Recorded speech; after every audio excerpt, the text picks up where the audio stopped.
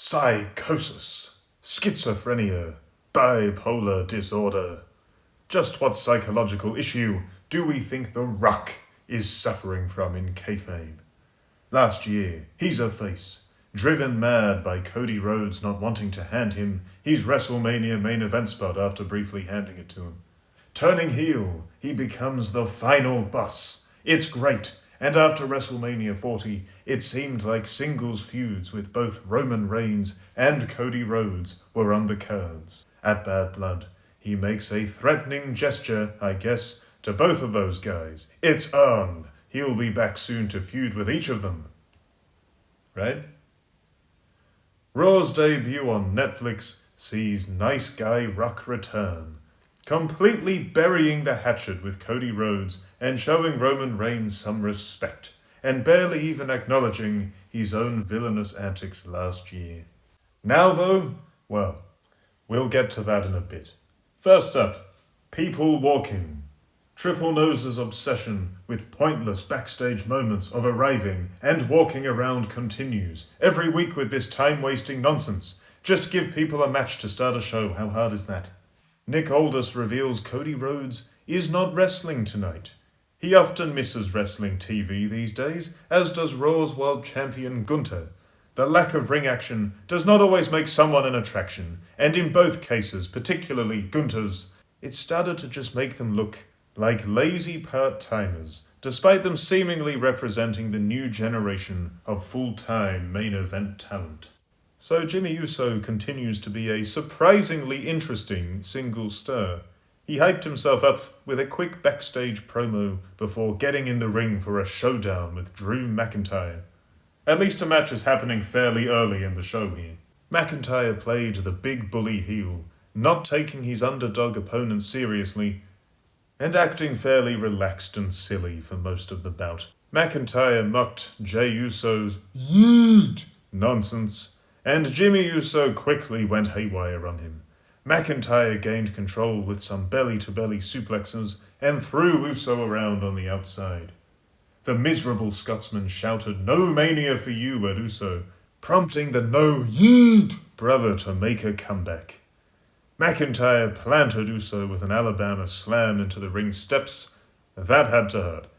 They did some heat building here, with underdog Uso working from underneath, constantly making comebacks with quick counters as McIntyre continued to apply the pressure. Neat moment where McIntyre ran for the Claymore, but Jimmy Uso cut him off with a super kick. Needless to say, both Usos rely on this kick way too much, as demonstrated by last year's WrestleMania match. But this was a neat spot, in fairness. McIntyre trash-talked Uso some more before going for another Alabama slam, only to get rolled up, giving Uso the 1-2-3. An enraged McIntyre attacked Uso after the bell. So this is a decent win for Jimmy Uso. For Drew McIntyre, though, yet another job. This guy is presented as a choke artist, time and again, stripping away the heat from one of WWE's more interesting characters. You'd think, with Elimination Chamber right around the corner, they'd want him to look strong. But apparently not. Drew Jubbentire is here to stay. Solo Sikoa arrived. Gotta get those shots of people arriving in. More tension between him and Jacob Fatu was teased. Sikoa made clear last week's shenanigans were an accident, which Fatu accepted, before basically taking the lead and informing Sikoa he would be wrestling later that night in the show's main event tag bout. A lot of talking at this point in the show, none of it all that compelling, to be honest.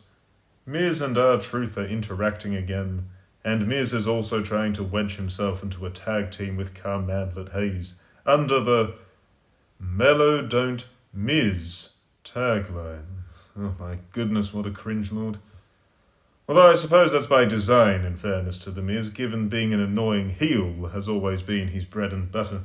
LA Knight, that guy who could be in main events, or could at least be a US champion who actually appears week to week and is actually liked by fans, randomly got roped into this mid-card nonsense as R-Truth's surprise tag partner, who named him Louisiana Knight, because they're in Louisiana. That's so funny, so good. At this rate, With how quickly he's falling down the card and in general credibility, what are the odds we see LA Knight back in the Impact Zone very soon thanks to that WWE TNA crossover deal? I can hear it already. What's Sacramento Squire doing in the Impact Zone? The return of Eli Drake, one of the many homegrown acts TNA had, who they shafted in favour of any old former WWE talent. To the shock of absolutely no one, Knight was the one getting cheered for by fans here. R-Truth's been doing the same mentally challenged comedy act for years now, including doing a 2 count here despite not going for the cover on Hayes. Hayes got some heat on R-Truth, wearing him down to set up a hot tag to LA Knight. The exchanges between Hayes and Knight were decent here, but Knight and Miz were very awkward together, as if there was some kind of miscommunication going on in the ring between them. Truth did his goofy homage to John Cena on Hayes. Knight brawled with Miz on the outside only to get attacked by Phantom US Champion Shinsuke no Papamura. Miz and Melo then hit a neat first 48 skull-crushing finale combo on Truth to pick up the win. Tiffany Stratton came out for a promo. No one, not even Stratton herself, seems to be sure if she's meant to be a heel or a face right now. The Jax feud suggests face. Stratton's moveset suggests face, but her promos and attitude style are fairly arrogant for a babyface, not to mention she's done little to truly turn her face. As appreciative as everyone was when she betrayed Nia Jax and ended her women's title reign, it was still quite a heelish move to betray a friend and steal their belt. Stratton vowed to end her beef with Nia Jax once and for all, before calling out Charlotte Flair's clone. Stratton vowed to take her place as the top women's wrestler in the WWE. Now, for many years, Charlotte Flair was indeed presented as the top women's worker in WWE, or near enough. That being said, she missed most of last year with injury, and Triple H darling Rhea Ripley is arguably presented as the top dog these days. But anyways, minor nitpick. Can't fault Stratton for trying to hype up the magnitude of a WrestleMania title bout. Nia Jax then came waddling out, Candice LeRae by her side, to cut another bored soccer mum promo about taking Stratton out. Stratton versus LeJub next. Even though Tiffany Stratton is over and new to the singles title scene, she was made to work from underneath here against an indie Triple H pet project that just really isn't now or ever going to be all that over. Charlotte Flair was on commentary from about halfway through the bout and took a page from the Hangman Page book of commentary, barely acknowledging the commentators, being in a generally bad mood, and speaking rather monotonously and disinterestedly. This might be a character thing. Aloof Charlotte, not really caring about this new wave of talent she thinks she's better than, actually fits the persona and angle quite well. So this wasn't necessarily bad, despite it seeming quite odd. Crowds clearly like Tiffany Stratton a lot, but the psychology of her in-ring work right now is all over the place due to not fully committing to being either a babyface or a heel. This bout was yet another example too of the dreaded commercial break, as viewers missed the opening exchanges, getting thrown into an already in progress bout, immediately hurting the immersion. Stratton went for a big moonsault to the outside that could have ended horribly, as neither LeJub or Nia Jax made all that much contact. Regardless, they soldered like they'd just been bowled over. A lot of back and forth here, with Jax meddling to try and get her side piece the advantage. Stratton overcame the numbers disadvantage and put LeMid away with the moonsault. Big Nia stormed in then, for a beatdown, ooh. And this is the funny part. The heels looked stupidly dominant here. Trish Stratus runs out to help, and the heels just flatten Stratus and Stratton. Total hatchet job. Once the dust had settled, Charlotte came in and stood over Stratton. So I mentioned Hangman Page earlier. Last year, his nemesis, Swerve Strickland, won the world title as a heel. Fans really liked heel Swerve at the time, so for some reason, AEW's bright idea to turn him face was just to have him beaten down to a pulp every week. Fans still like Swerve to this day, but his title run was not a rating success. Why exactly WWE would run a similar pattern of booking here for the women's champ is anyone's guess. They briefly teased Cody Rhodes versus Damian Priest again backstage. For a lesser PLE, this could be an easy title main event. For WrestleMania though, it would take one hell of a miracle and/or catastrophe for Priest to land that main event slot. While he's good in this babyface veteran tough guy role he's got right now, his world title run last year was a festival of bad timing and embarrassing botches, from not kicking out during a title match to hanging upside down in Scotland. None of that screams WrestleMania push right around the corner. The Rock, a real star, a legend in this sea of wannabes, is in the house. Huge pub. The Rock had some fun with the crowd, running through his dictionary of catchphrases, and announced WrestleMania will be coming back to New Orleans next year. The Rock started singing When the Saints Go Marching In. No Ricky Saints appearance though. SmackDown doesn't need that much zest right now, thank you. Seth Rollins and Pretty Deadly do more than enough for both shows as it is. The Rock then turned heel out of nowhere and called everyone trailer park trash with STDs to boot for some reason. He was a babyface a second ago, I could have sworn he was. Cody Rhodes came out and the two hugged. The Rock kissed Cody Rhodes. Okay. What did I just say about zest again? Screw it. Bring out Ricky Saints at this rate. Why not? Let's have a love triangle. The Rock revealed he and Cody Rhodes have become friends, because of course they have. Everyone is friends in the men's roster under Triple Nose's watch. Non-stop friendship angles, non-stop men questioning their relationships and dynamics with other men. It gets a bit repetitive, let's be real here. The Rock and Cody Rhodes' mums are friends now, apparently. No one cares about the old bag division, but thanks for telling us anyway. The Rock plugged his tequila. Man, this segment is a mess. If Dwayne Johnson wasn't so over, this would already be off the rails. Big Dwayne reminds us all that he's actually very high up on the corporate ladder behind the scenes in the WWE. Here we go, it's heating up. Another heel turn. He turned heel on the fans, then he turned face on Cody when he kissed Cody's face, I guess. And now is he going heel again? The Rock is going heel again. Satan levels of heel. Devil Diddy Rock is in the house, and he wants Cody's soul, apparently. No, literally, he actually wants his soul. See, now, I had assumed Cody Rhodes had already sold it, given his utterly relentless push, despite being a fairly mid-standard talent, but apparently not. The Rock offered Cody the world, harping on about his sizable social media following and all the dreams he could make come true for him. All he has to do is give up that ass, that soul, that soul, and become Dwayne's bum boy, champion. Become Dwayne's champion, oh my goodness. This was a weird segment. Evil corporate Rock looking to make Cody a sellout corporate champ is a cool idea on paper. Not bad at all. But the way they went about it here gave off creepy, casting couch, Illuminati freak vibes. Maybe that was the intention, who knows.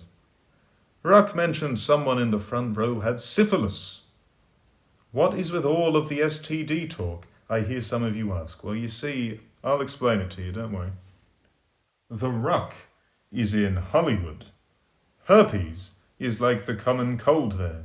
Everyone gets it from their relentless backdoor patrols of one another and general group kink shenanigans. You see, this is what it takes to be in show business, taking it, selling your dignity, your decency, all so you can be famous and wear some decent designer clothes on red carpets. And now The Rock wants to spread the filth of Hollywood to a promotion that's already quite dirty, actually, if these Vince McMahon scandals are anything to go by. As for why he kept bringing STDs up on a relatively family-friendly broadcast, who knows? Maybe his ointment wasn't getting the job done and he had painful sores and unfortunate test results on his mind or something. You'd have to ask him. Right, so The Rock turned heel and face more times than The Big Show in this segment. It was a mess. Rock was out of whack and off, even calling Roman Reigns Roman Mains at one point. But Cody Rhodes selling out and becoming a corporate heel, that is kind of interesting. Homelander Cody, the heel turn that never was, finally happening is intriguing, especially if a classic babyface hero character like, say, John Cena, winds up being his challenger at this year's WrestleMania. Next up, #GAY and Pretty Zesty had to follow that entire epic mess of a segment with a nothing tag title match. These guys are all painfully mid. Ciampa had his moments in black and gold NXT, but that feels like a lifetime ago now. Johnny Generic was tragically diagnosed with no charisma virus at an early age, and the Deadly Boys are comedy goofs at best. Match almost immediately got undercut by an ad break, because of course it did, every match does. #GAY were aggressive early on, with Generic absolutely rucking Elton Prince with a big super kick right off the bat. Pretty Zesty largely fought as the underdogs here, working from underneath as the champs showed some aggression and used their experience to keep the advantage over their goofball challengers. The Brits started rallying a comeback, including a codebreaker to Generic and a huge suplex on Ciampa, but it was all for naught, as the Street Profits came in and put a serious beatdown on both teams, as they should. Montez Ford squashed Ciampa with an insanely high frog splash. This guy is a genuine super athlete. It's mad some of the stuff he pulls off when WWE actually just let him do his thing. The Motor City has-been guns came running out, and the Street Profits demolished them as well. So, Street Profits, actually good tag team. Two actual fully grown men, in their athletic primes, with some personality, who do cool stuff in the ring, and now have a serious edge to them with these new heelish characters they've got. Get the tag belts on them already, they rule, and they're in a whole other dimension compared to these other teams on SmackDown right now. They replayed Psycho Kevin Owens loitering around Sami Zayn's house. This delusional nutcase version of Owens is the best work he's done in years. I'm not an Owens fan as such, to be honest with you. He's a hit-and-miss talent, with a typical Indies look, but this paranoid maniac stuff is very entertaining, and it's great to see him go back to his psychopath roots. In Ring of Honor, he got immensely over doing this type of thing, and it seemed like a persona he might not dust off again in WWE for a while there, so it's cool to see it back. Main event time! Braun Strowman and Damian Priest get the better of Solo Sikoa and Jacob Fatu. So this was a fine match for what it was, but it's fair to say everyone was still buzzing about The Rock trying to groom Cody Rhodes for a spot in the Illuminati. That was a problem that hurt the match before this one as well. All the workers involved here are decent, and the action was fine. Priest and Sikoa started the bout, exchanging strikes. Strowman and Fatu brawled. Any ideas on when a rematch between those two might be on the cards? Surely Fatu needs to get a proper pin on the guy if he's getting pushed properly now. Strowman went to do his big, stiff, arthritic run around the outside, but Tama Jubba wasn't having any of it, leading to Fatu getting the upper hand. It really says a lot about Braun Strowman that despite his insane size and presence, he's been reduced to hot tag fodder, getting worked over here to build heat for Damian Priest to get the hot tag. Priest came hurtling in after Strowman hit a big boot and a spinebuster to finally break free of Jacob Fatu's beatdown. Solo Sikoa, who got heavily booed throughout the match, a lot of heat, got the tag as well and sold a lot for Priest here, who got a lot of his moves in. Sikoa blasted Priest with a spinning solo for a near fall, but came undone when Jacob Fatu accidentally super-kicked him, leading to Priest getting the win with his South of Heaven chokeslam. The show ended with another tease of Priest going all the way to WrestleMania, and I guess you can say another tease of Sikoa and Fatu feuding, given what happened right before that. So one problem I've noticed a lot lately, and I dare say a lot of other fans have too, is every second wrestler does a super kick now. It's getting out of hand, and most of them don't even look that good. There needs to be some differentiation among wrestlers' movesets. Another thing I've noticed, The Rock and Cody Rhodes. Are they lovers or rivals? This may well have been the weirdest Dwayne Johnson segment of all time, even weirder than that time he did an impression of Mr. McMahon taking a deer antler up his back exit. And I'm not even going to get into some of the weird stuff he's done on SNL. Let's just keep it wrestling related. Bizarre episode of SmackDown. But at least it's one thing that's getting everyone talking. Hype is desperately needed right now in what's been a pretty blur road to WrestleMania thus far. So I guess, in that sense, you could call this week's episode of SmackDown a success.